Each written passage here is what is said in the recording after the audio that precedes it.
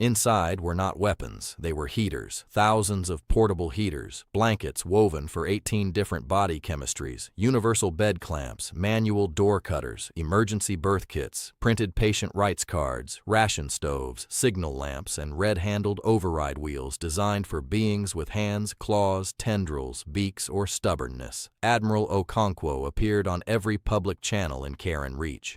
She stood in Ward 7. The walls were scorched. The floor still bore marks where beds had scraped through melting ice. Behind her, the reactor door had been removed and placed upright like evidence no one could file away. The Ver Dominion classified heat as a resource, she said. Humanity recognizes it as a threshold between life and death. Dominion sensors tried to cut the feed. The feed multiplied. Okonkwo continued. Under emergency medical review rights signed by the Dominion and Terran Assembly in the Ninth Frontier Compact, Terran inspectors will examine every medical compartment, evacuation priority table, thermal allocation system, and patient sponsorship protocol in Karen Reach. The camera shifted to a cargo vault where medicine crates sat in perfect rows, each wrapped in heated insulation thicker than the blankets Ward 7 had been denied. Okonkwo looked directly into the lens. "We are opening the warm rooms." The inspections began before the Dominion finished objecting. Human teams arrived with engineers, doctors, translators, legal observers, welders, trauma counselors, cooks, and people whose only official skill seemed to be carrying heavy objects quickly. They did not begin with accusations. They began with questions that made officials sweat. Who gets heat first? Who can override the door? Which patients vanish when their sponsor dies? How long can this ward survive if the grid chooses profit? Why does Cargo Vault 3 have triple redundancy while the recovery wing has one cracked pipe? How many people are you calling inventory? The first hidden ward was found beneath a refinery moon called Pelsar. 48 workers with radiation sickness had been placed in therapeutic stasis after their contracts expired. Their bodies were maintained just above legal death because disposal required compensation. Their families had been told transfer was pending. The second was worse. A maternity annex on Jarrell Station had only Dominion neonatal equipment, though half its registered births came from migrant species whose infants required different temperatures to survive their first hour. The third nearly caused a riot. An old veterans hospital contained an entire floor of deferred recovery subjects, soldiers too injured for parade footage and too expensive for prosthetics, kept sedated behind locked doors while their pension funds were redirected to ceremonial memorials. The fourth was in the capital system. That was when the Dominion stopped calling it isolated. Irene Vasari leaked the central sponsorship database on the 7th day. The file spread through every channel before the ministry could bury it. Millions of names appeared: patients, workers, dependents, veterans, children, elders, beings with illnesses judged inconvenient, injuries judged expensive, recoveries judged slow, and lives judged insufficiently sponsored. The Dominion streets filled without one Terran order. Workers marched with blankets tied around their shoulders. Nurses painted red wheels on hospital doors. Veterans carried empty stretchers. Parents held up patient numbers that should have been names. Mara watched it happen from Resolute and felt no victory. Victory was too clean a word for grief becoming useful. Then the Dominion made its final mistake. Director Sareth, the man who had overridden Ward 7's rescue recommendation, vanished from custody with the help of loyal continuity officers. 12 hours later, a lockdown order spread through the Central Medical Archive on Ver Prime. At first, Terran intelligence believed it was a data purge. Then Irene Vasari sent Mara one final message. Not data, patience. Cradle Vault.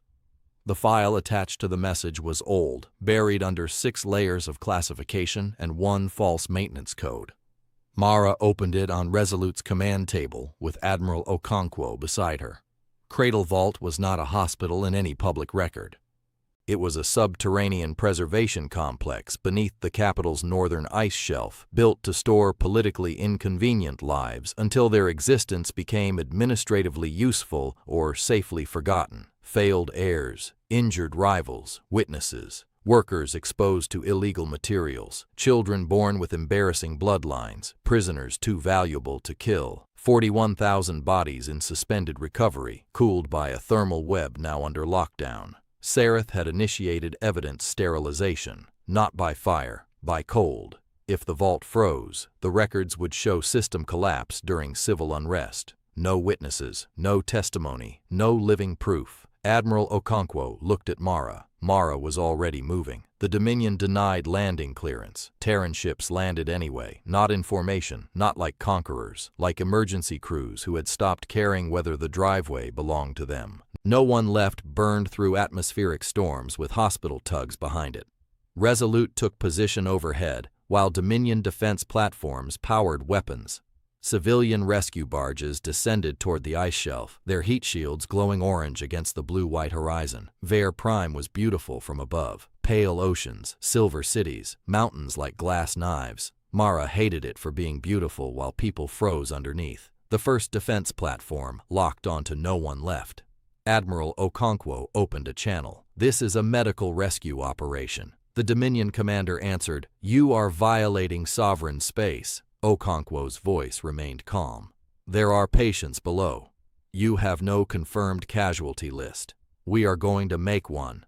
The platform charged. Mara felt Resolute's weapons officers look to her. She did not give the order to fire. Instead, every Terran ship in orbit dumped its medical transponder codes into the public net. Hundreds of thousands of patient names from the leaked database followed. Not statistics, names, species, ages, last known conditions. Family contacts were available. The list flooded civilian screens across Vare Prime. The defense platform hesitated. That hesitation saved the world from war. In the capital below, Dominion citizens began searching the list. A minister found a cousin. A general found a brother declared dead 20 years earlier. A palisade found a child born from a forbidden marriage. A defense officer found his mother. The platform powered down, then the second, then the third. Mara's shuttle hit the ice shelf in a storm of steam. The surface team ran before the landing struts settled. Human engineers carried cutters. Dominion defectors carried access codes. Rune medics carried heat cocoons. Chavati veterans carried stretchers. Iren Vosari, pale with terror and determination, carried the stolen vault map in both hands. The entrance was hidden beneath a fake weather station. It took 5 minutes to cut through the first door, 2 minutes to break the second. The third opened from inside. A Dominion nurse stood there shaking, frost on her eyelashes, a red wheel painted across the front of her uniform. "I heard Ward 7, she said. Mara stepped past her. "How long?" The nurse swallowed. "The lower levels are already below survival threshold for thawed patients. Stasis shells will fail in 20 minutes. 41,000 lives. 20 minutes. No speech followed. No one had breath to waste. They descended. Cradle Vault was larger than any hospital Mara had ever seen. Rows of stasis chambers curved through caverns carved into ancient ice. Blue lights blinked above sleeping faces. Some looked peaceful. Some looked like they had been screaming when sedation took them. Frost crept along the chamber seals. The thermal grid was locked behind a central override tower at the vault's core. Remote access denied. Of course, Mara almost laughed. Somewhere in the universe, engineers kept designing systems that required one person to go where no one should go and turn something by hand. Maybe that was why humans kept surviving. They knew civilization depended, in the end, on someone willing to touch the wheel. The team reached the override tower with 14 minutes left. Director Sareth waited there. He held no weapon. He did not need one. 4 continuity guards stood beside him, and behind them, the control column glowed with lockdown code. Sareth looked smaller than Mara expected. "You are too late," he said. Mara kept walking. The guards raised rifles. Irene stepped forward, voice cracking. "Director, stand down." Sareth looked at her with disgust. "You have betrayed your caste. I found my aunt in your vault." The words stopped even the guards. Irene lifted her tablet. On it was a chamber number, a face. A woman declared transferred before Irene was born. "You stored her because she saw a prince murder a worker," Irene said. "You billed my family for care she never received." Sareth's expression hardened. "The Dominion survives by order." Mara reached the first guard. "The Dominion is freezing." For one terrible second, no one moved. Then the guard lowered his rifle. Not for Mara, for the list still scrolling across his wrist display. His sister's name was on it. The other guards lowered theirs. Sareth turned and slammed his hand against the control column. The vault temperature plunged. Every stasis chamber flashed red. Manual purge initiated. The override wheel emerged from the column, glowing white with cold so extreme the air around it crystallized.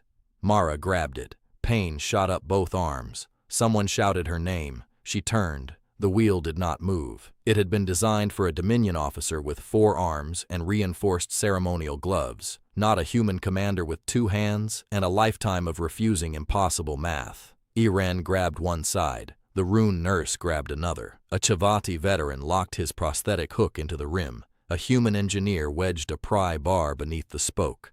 Others came. Hands, claws, tendrils, tools, straps. The wheel that one person could not turn became crowded with bodies. Mara thought of Thomas in the reactor room, alone, counting. She gritted her teeth. Again. They pushed. Nothing. Alarms screamed through the vault. Stasis shells began failing in level 6. Mara's palms tore open against the frozen metal. Again, they pushed. The wheel shifted 1 centimeter. Heat lines flickered. Sareth stumbled backward, suddenly afraid. This system cannot accept multi-user authority. Mara leaned into the wheel with everything she had. Learn. The wheel turned. Once. Twice. The vault groaned like a waking beast. Thermal currents surged through the ice caverns. Frost shattered from chamber seals. Red lights turned amber, then green, then white. Across Cradle Vault, 41,000 stasis pods began emergency stabilization. The team did not cheer. They were too busy catching the first people who woke. A boy with silver hair opened his eyes and asked what year it was. A veteran began sobbing before anyone touched him. An old woman woke in Chamber K918, saw Irene's face, and whispered a family name no record had erased. Mara slid down beside the override column, hands shaking too hard to close. Admiral Okonkwo's voice came through her comm. "Status?" Mara looked at the rows of breathing chambers. "Warm," she said. For the first time since Orison, she cried. The final hearing was not held in the Golden Accountability Hall. The survivors refused it. Instead, it took place in the open plaza outside the Resource Continuity Ministry, beneath a gray sky and in front of 41,000 empty chairs. Not decorative chairs, not ceremonial seats, hospital chairs, recovery chairs, folding chairs, wheelchairs, infant carriers, stretchers, and thermal beds. Every kind of place a living body might need in order to be present.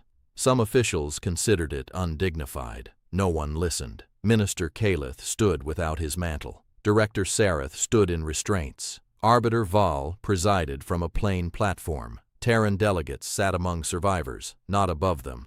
Mara placed Thomas's service patch on the central table. Admiral Okonkwo placed the melted override wheel beside it. Irene Vasari placed the Cradle Vault list beside both. The charges were read for hours: unlawful medical abandonment, suppression of rescue recommendation, patient concealment, sponsor fraud, evidence sterilization, negligent homicide, attempted mass murder. When the list ended, Arbiter Val asked Mara what humanity required. The old Mara might have asked for punishment first. The new one knew punishment could end a case while leaving the room unchanged. She looked across the plaza at the survivors of Ward 7, at the patients of Cradle Vault, at the Dominion citizens who had learned that a system built to devalue strangers eventually came for relatives. Then she looked at the wheel. The law must know the difference between cargo and breath. Calith's voice was hollow. That is imprecise. Mara nodded. So was freezing people because a table said they were worth less than medicine crates. The Warmth Covenant passed 13 days later. Its opening clause was carved into law before any signatures were added. No living being under medical care may be ranked below property, cargo, evidence, reputation, or administrative convenience. The second clause required every medical compartment to maintain independent heat, power, and exit control. The third abolished sponsor value triage for emergency survival resources. The fourth required every patient record to contain a name before a number. The fifth required manual overrides to be reachable, usable, and survivable by the smallest trained person on site. The sixth created automatic criminal review whenever an official classified a living patient as deferred, inactive, unprofitable, or insufficient. And before the seal, before the date, before the Dominion crest and Terran witness mark, one line appeared in plain text. Thomas Ellison held the wheel. No title, no rank, no polished abstraction, just the thing he had done. The vote passed without applause because applause would have made it feel finished. It was not finished. Human ships remained in Karen Reach until every hospital door opened from the patient side. They stayed until every ward had heat independent of cargo vaults. They stayed until every old stasis patient was identified, contacted, treated, mourned, or welcomed home. They stayed until the first Dominion nurse refused a sponsor value order and was protected by law instead of punished by it. Only then did no one left lift from Orison with empty beds and full logs. Mara returned to Ward 7 6 months later. The corridor had been rebuilt but not polished. The nurses insisted on leaving one scorched line along the floor where the final bed had crossed from cold into warmth. Patients touched it when they passed. Some called it superstition. Others called it orientation. The reactor door was gone. In its place stood a red-handled wheel mounted low on the wall, easy to reach, easy to turn, tested every morning by whoever complained loudest about being bored. Thomas would have approved. A new recovery room had been built where the old cargo vault once stood. Sun lamps glowed overhead. Rune infants slept in warm mist. Chavathi veterans argued about soup. Dominion workers recovered beside human miners, and nobody asked whose sponsor had paid first when alarms sounded. Mara stood at the window with Admiral Okonkwo, watching a nurse teach emergency drills. "Do you think it lasts?" Mara asked. Okonkwo did not answer quickly. "Only if people keep checking the wheels." Years passed. The Dominion changed unevenly. Some ministries resisted. Some nobles complained that Terran morality had made logistics sentimental. Cargo guilds protested that heat redundancy reduced profit margins. Legal scholars wrote long essays arguing that the warmth covenant lacked traditional elegance. Hospital staff hung those essays near broken heaters and used them as repair paper. Irene Vasari became director of patient recovery and made herself hated by every administrator who preferred quiet records. She traveled with a small red wheel on a chain around her neck and asked one question in every facility she entered: who gets cold first? If the answer was complicated, someone lost their job. Director Sarath was convicted in civilian court after 12,000 survivors requested the right to watch. Minister Calith resigned and spent his later years writing defenses of resource continuity that were mostly read by students studying how intelligent societies become cruel with clean vocabulary. Mara kept Thomas's patch on her ship console. Not framed, not sealed, not sacred. It sat beneath the daily maintenance checklist, where he would have said it could do some good. 10 years after the cold fall, Mara returned to Orison with her nephew. His name was Eli. He was 9, serious, and had inherited the Ellison habit of tapping machinery to see whether it sounded honest. He had never met Thomas, but he knew the stories. Children always knew the stories adults tried to tell carefully. They walked through the rebuilt ward while Karen's blue storms rolled beyond the glass. "Is this where Uncle Thomas died?" Eli asked. Mara looked toward the red wheel. "This is where he worked." Eli considered that. Was he scared? Yes. But he did it anyway. Yes. Because humans are brave? Mara almost said yes. It would have been easy. It would have sounded good in a memorial speech. Instead, she crouched beside him and pointed through the window. In the recovery room, a Dominion nurse adjusted a blanket around a sleeping Chavathi. A Rune mother warmed a bottle beside a Terran veteran. A maintenance worker checked the emergency heater and signed the log without ceremony. On the far wall, someone had painted words in 20 languages. "Warmth first." "Because someone was cold," Mara said. Eli frowned. "That is all. That is enough." They entered Ward 7. A nurse recognized Mara and began to stand, but Mara shook her head. No ceremony, no speeches. Tomas would have haunted her vents if she interrupted a working ward for emotional pageantry. Eli walked to the red wheel. "Can I test it?" The nurse smiled. "Everyone tests it." He placed both hands on the handle and turned. The wheel moved easily. A soft chime sounded. Heat lights flickered green across the ward. Patients glanced up, unconcerned, because safety had become ordinary. That was the victory Mara had not known to ask for. Not statues, not vengeance, ordinary warmth. Later, at the memorial wall, Eli placed a small metal washer beneath Thomas's name. He had found it in his pocket and decided it looked important. Mara did not move it. The wall did not list casualties by species, rank, sponsor, or value. It listed names: Ward 7, Cradle Vault, the hidden hospitals, the recovered, the lost, the saved, the ones still being searched for. At the very bottom, beneath Thomas Ellison's name, someone had carved his final words: "Do not let them call warmth a luxury." Mara touched the letters. Around her, Orison breathed. Doors opened. Heaters hummed. Patients argued. Nurses laughed. Somewhere a child complained about soup, which meant the soup had reached him warm enough to insult. Beyond the glass, ships came and went from Karen Reach with cargo holds checked after passenger decks, with medical heat lines independent and bright, with override wheels painted red and mounted low enough for the least powerful person in the room to use. That was what the Dominion had learned from humanity. Not that humans were fearless. They were not. Not that humans were gentle. History argued otherwise. Not that humans always chose correctly before disaster. They had built enough disasters of their own to know better than to claim purity. But humans had a strange instinct when systems became cold. They stopped asking whether the cold was efficient. They looked for the person shivering. They looked for the door that would not open. They looked for the machine that had been designed to obey the wrong master. They looked for the number trying to bury a name. Then they put their hands on the wheel. Sometimes one hand was enough. Sometimes it took a ward. Sometimes it took a fleet, a strike, a leaked database, a law, a child, a nurse, an enemy soldier, and an old hospital tug named No One Left. But once humans decided warmth belonged to the living, they were very difficult to move aside. On the anniversary of the Warmth Covenant, every medical station in former Dominion space ran the same drill. Not a military salute. Not a prayer, a simple test.